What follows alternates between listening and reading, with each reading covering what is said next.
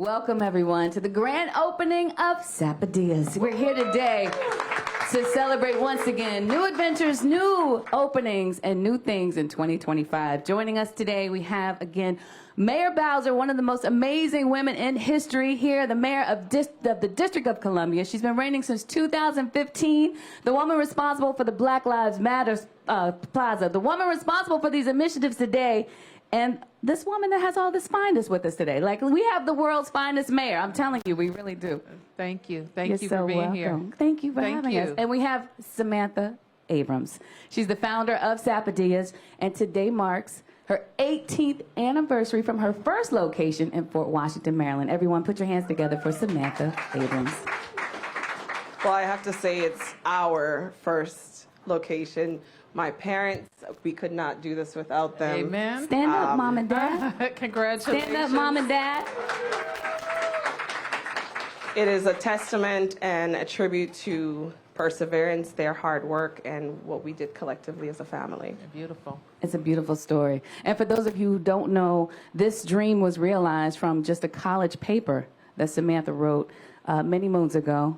It was an assignment to create a business, and she took that business, the staple that she created, and actually made and created Sapodilla's. Sapodilla's. So congratulations. Thank you for being here today. And thank you again, Mayor Bowser, for being with us.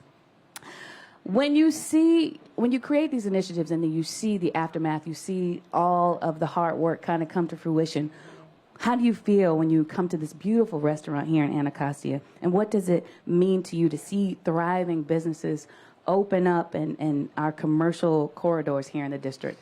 Well, it means everything, and it is kind of the culmination of a lot of promises we made and a lot of promises that we were able to work with great entrepreneurs, right, people with big ideas, right, people who love Anacostia in our community and put it to work. And so it's often said that there is not an inequality of talent and ideas. There's an inequality of opportunity. Right. And so our job in the government the last 10 years has been to figure out how we could intervene to help create more opportunity, especially in neighborhoods that haven't had the government's investment or private investment. And that's what we've been working really hard on in historic Anacostia and in all of Ward 8 and all of Ward 7.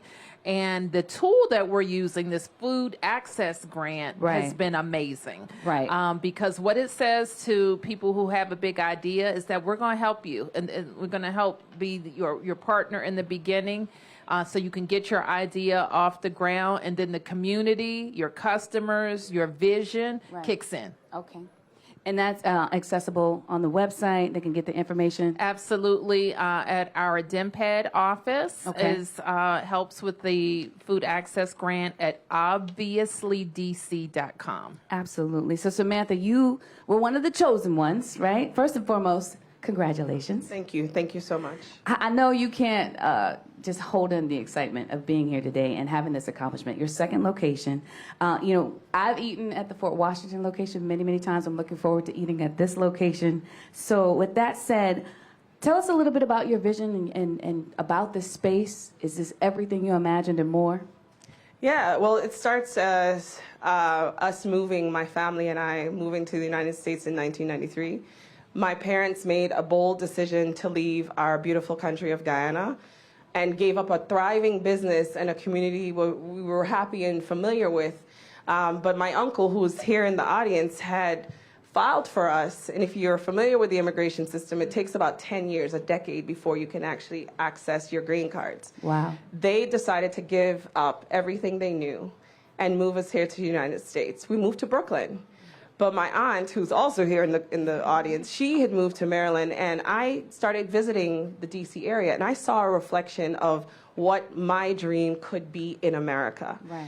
1999, wrote the business plan assignment for my research statistics class, but my mom was baking, and we were selling to the church members, and that's how we were meeting the delta in our budget every month. Okay. So I grew up with food, and I grew up understanding the power of what food can do, bringing people together.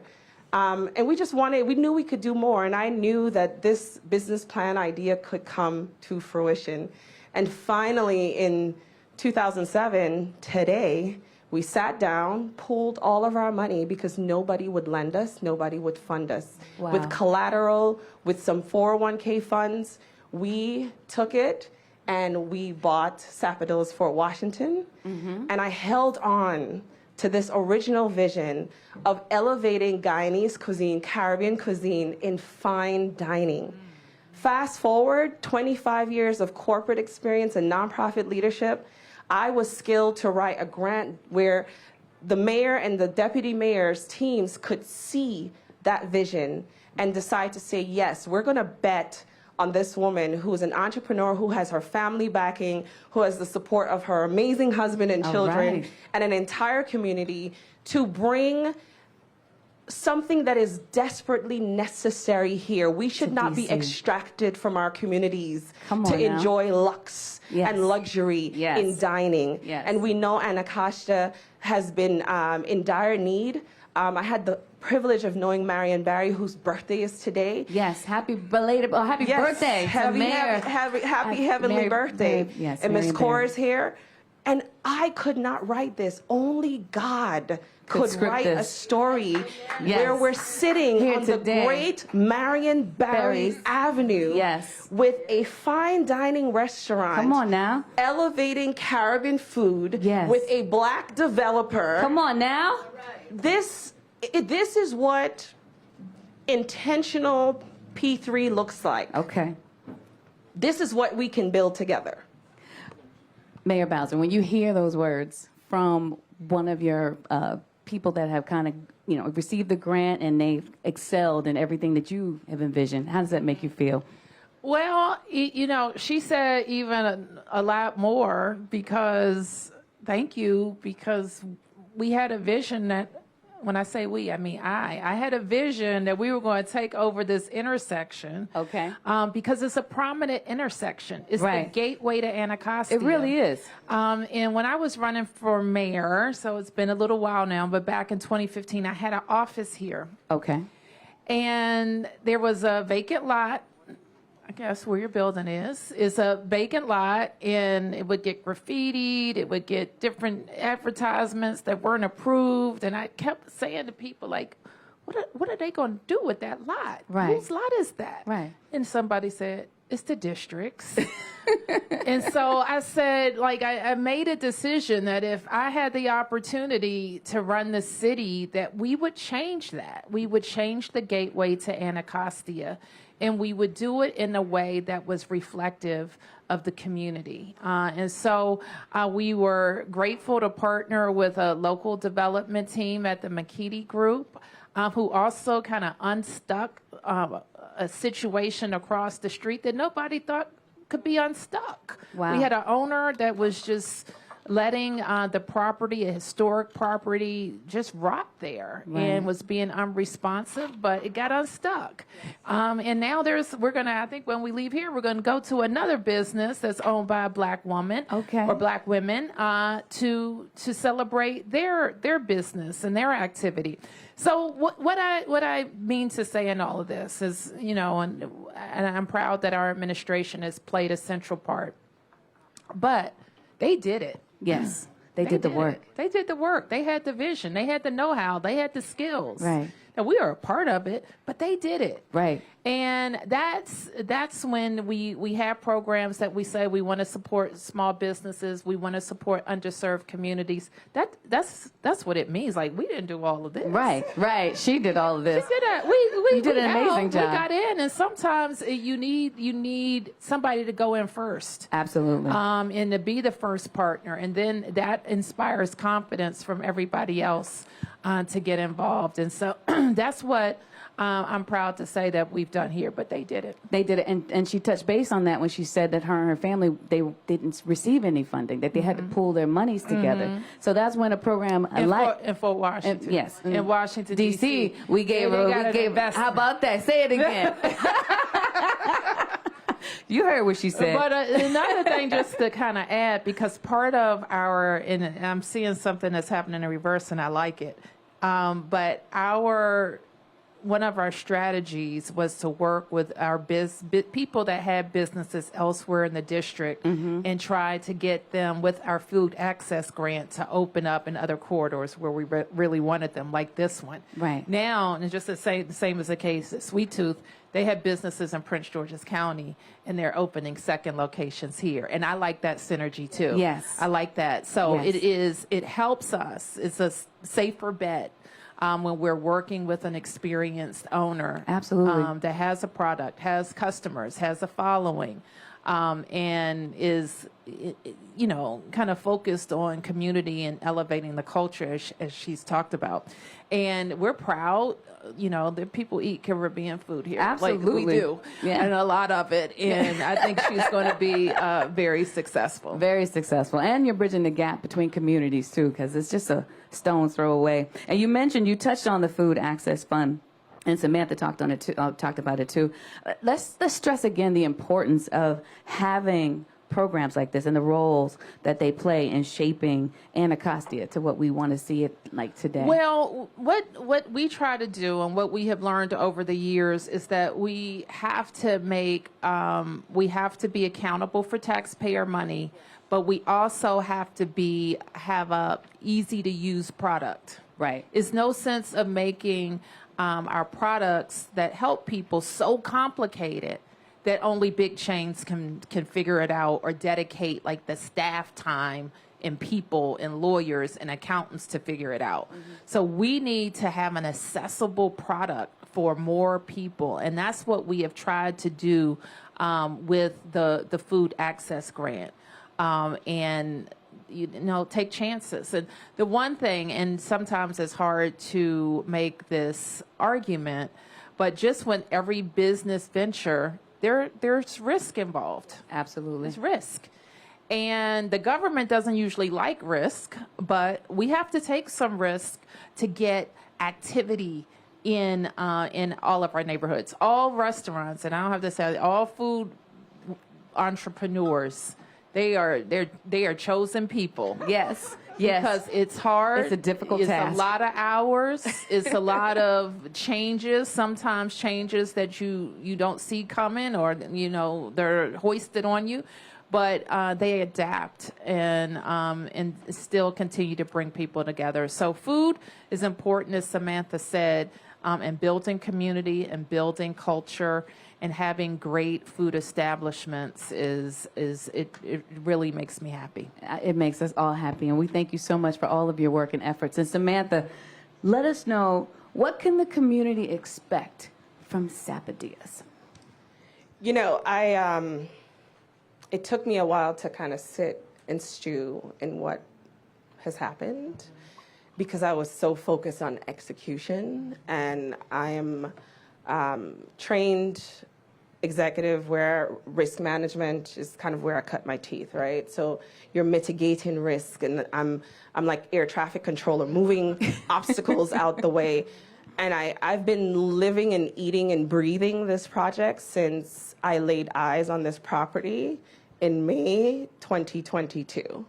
And to see this come about is just, it's amazing. Like I said, I can't write it. God's been with me, and my family is just, it's beautiful. What has happened along the way, though, I have had the privilege of collecting friends and people who see this vision and want to be a part of building something that's going to be transformational. Sapodillas is not about Samantha. Right. It's not about exclusively about my family and my family's story. It's about how we're unlocking economic independence for the people who find this place for meaningful work. Mm-hmm. I had an employee who is a member of the Ward 8 community. He's meaningfully employed, making a wage far above minimum. And he said, this is my happy place. When I come to work, I am happy. I am at peace. That is powerful. This space is also designed with intent. Because of my experience, my lived experience, because of my work in a global marketplace, I know what is often needed for my friends. So we've been hosting convenings here. Skoll Foundation, Gates, Bloomberg Philanthropies. Yes. These are people who are coming to Ward 8. We had guests who are in town from New York and California open table and saw this new restaurant, and they're coming east of the river. Absolutely. That's they're all what this come. is. Once you open, they're all going to come. Yes. In droves. So get ready. we are bringing people to a community that oftentimes is like, oh, that's the other side of Washington, D.C.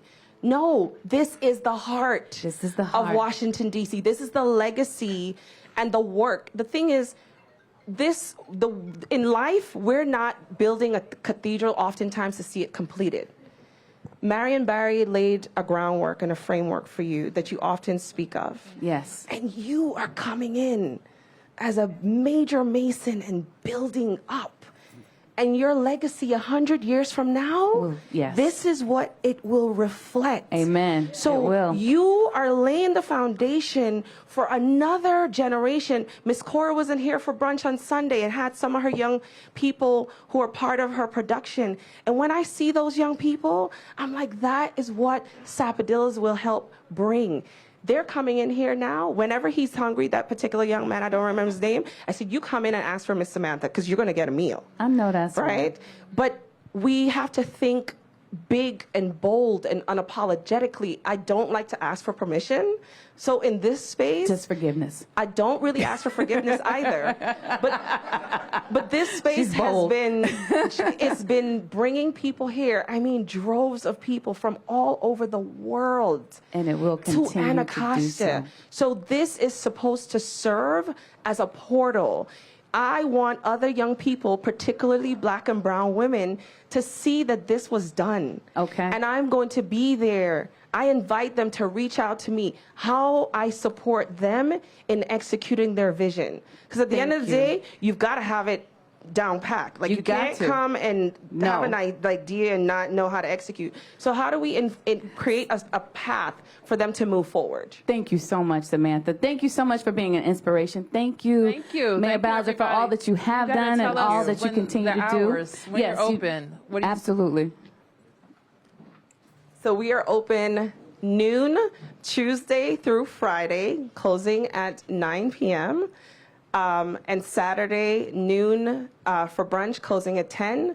Sunday, opening again for brunch at noon and closing at 8 p.m. Okay. And just happy hour starts at 3 and ends at 7. Wow, okay. That is real happy. But can I say one more thing before we close? Because Samantha is joining a business renaissance here in Anacostia. And I know it's supported by the Anacostia bid.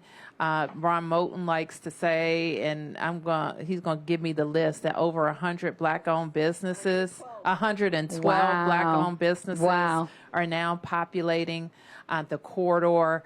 And we're being supportive with all the programs and services that we can provide. But everybody support Sapodillas. Thank you. Everybody. Thank you. Sapodillas, please support. If you're just tuning in, if you're not here at the facility today, the address is?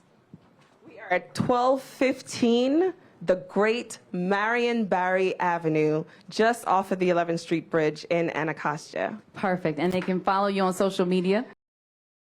It's Caribbean, D.C., and our Fort Washington location is at Sapodillas, Caribbean, Fort Washington. Absolutely. And once again, Mayor Bowser, before we leave, they can reach the Access Fund at obviously.dc.gov. That's for more information on the Food Access Fund, but also our small business grants and small business supports. Thank you, everybody. Thank you so much. Thank you again for allowing me to host. Once again, I'm Asia Chandler with Magic 102.3 and 92.7. You can follow me at Always Ask Asia on Facebook, Instagram, Twitter, and TikTok. Thank you so much for joining us today, and welcome Sapodillas to Anacostia community. 1, 2, 3. Sapodillas!